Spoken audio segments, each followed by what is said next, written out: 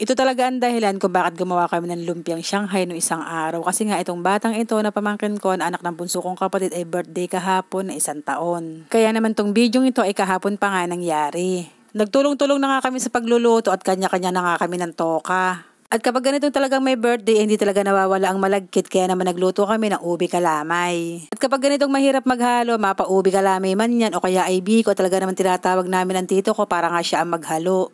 Ang ginawa lang nila sa pagluluto ng ubi kalamay is glutinous rice, gata, asukal, food coloring tapos hahalo-haloin sa isang kawali hanggang sa maging ganito na nga yung itsura. Pagkatapos ngang maluto ay eto nilagay na nga sa isang bilao para nga malapat at hindi naman ako ganun ka-master para maglapat ng mga ganyan kaya tinan nyo naman balok-balok. Yung nasa tray na yan ay maiiwan nga dito sa amin at yung isang bilao naman ay dadalhin nga sa bahay ng may birthday. At pagpasok ko naman sa loob ng bahay ng aking inay, eto na iluto na rin pala niya lahat yung lumpiang Shanghai.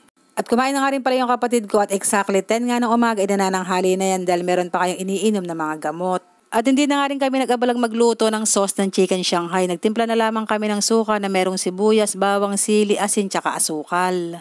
At maya-maya naman eto, dumating na nga rin yung bunso kong kapatid at anak nga niya yung magbe-birthday. Umuwi nga siya ng bayan para nga bumili ng cake, ng ice cream, pati na nga ng 1 kilong buto-buto na sasabawan nga namin. Hindi naman ganun kabongga yung birthday, yung bantipong mairaos mo lamang at meron kang maihain sa lamesa kapag merong pumunta.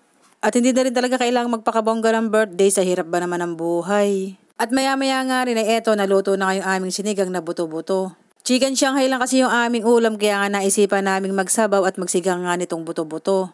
At hindi na nga rin ako nakapag-video kung paano proseso namin ng pagsisigang basta't yan ay basic na pagsisigang laang na mayroon lang halong labanos at saka nga mustasa. At kasabihan na nga kapag may birthday hindi pwedeng hindi mawawala ang mahahaba kaya naman napaluto ka kami nitong spaghetti. Pansit sana ang lulutuin kaya lang sabi namin ay bata ang may birthday kaya kailangan ng spaghetti ang lutuin dahil nga sa mga bisita ring mga bata.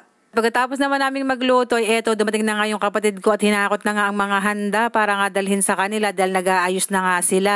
At syempre nung matapos kaming magluto, aba ay syempre titikman naman namin ang mga handa at eto nga una ko na nga titikman itong ubi kalamay. Ay sobrang sarap nga at napakakunat. Ganito talaga ang gusto kong texture ng mga luto ng mga kalamay. Ay kain na po, thank you Lord sa lahat ng blessings, yun lang, salamat.